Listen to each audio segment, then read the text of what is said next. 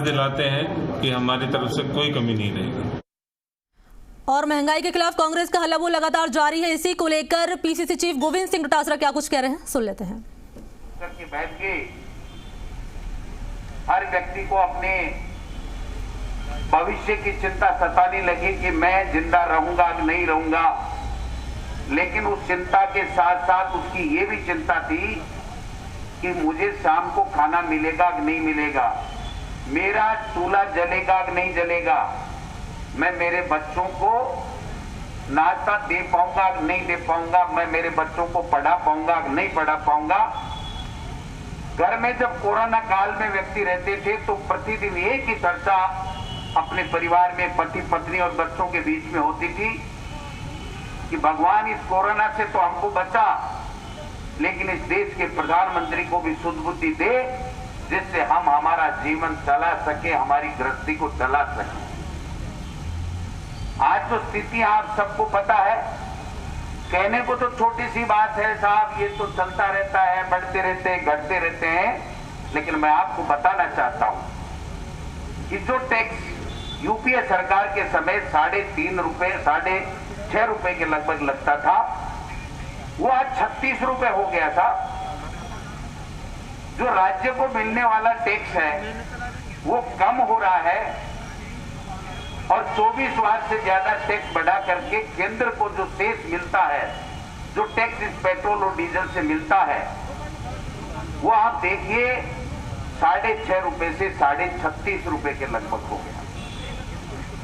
आज जो देश में हालात हैं, हर व्यक्ति दुखी है इस महंगाई के कारण से।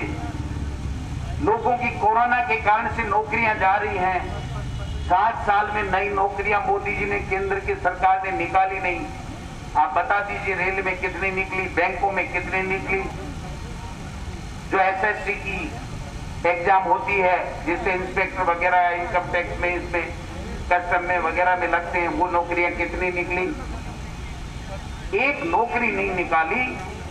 और उल्टे नोटबंदी के कारण से, जीएसटी के कारण से और इस महंगाई के कारण से आज जो नौकरियां हमारी जा रही हैं, हमारे बच्चों की जा रही हैं, और उस नौकरियां जाने के बाद में जो हालात इस महंगाई ने कर रखे हैं, मैं समझता हूं कि आज देश के 30% लोग एक टाइम का खाना भी उनके लिए दूभर हो रहा है, एक टाइम का खाना भी उसके लिए दूभर हो रहा है।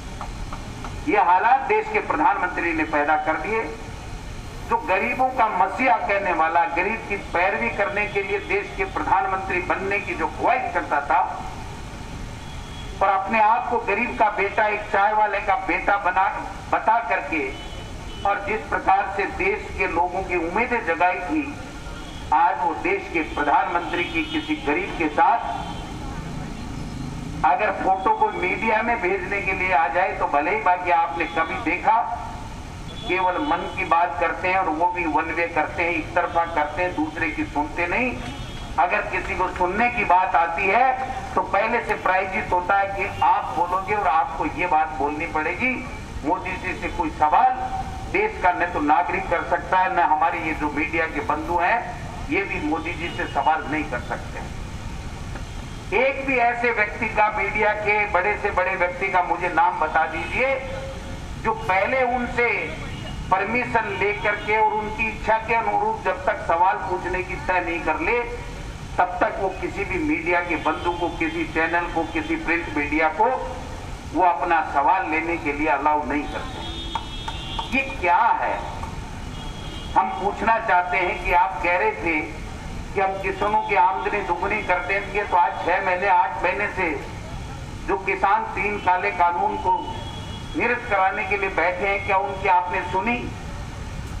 और देश का एक ऐसा प्रधानमंत्री जो देश के प्रधानमंत्री होते हुए बच्चों को एक गलत बात कह दे, इतनी गलत बात कह दे कि अगर आपको परीक्षा देनी है तो मैं बताता हूं कैसा करना चाहिए, कि आपको कठिन प्रश्न पहले हल करने चाहिए।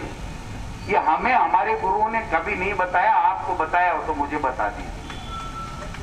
ये अंतर्राष्ट्रीय ज्ञान कहां से लेकर के आए सूट बूट पहन के देश के प्रधानमंत्री जी, ये हमें पता नहीं। आज देश में चुने हुए लोग राज नहीं चला रहे हैं।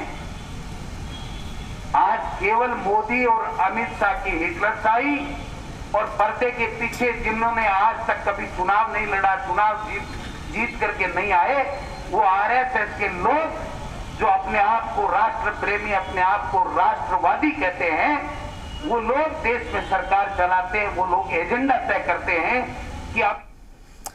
तो अभी आपने सुना गोविंद सिंह डोटासरा को क्या कुछ उन्होंने कहा। साफ तौर पर केंद्र सरकार पर निशाना साधा, मोदी सरकार पर निशाना साधा कि बेरोजगारी बढ़ रही है और महंगाई भी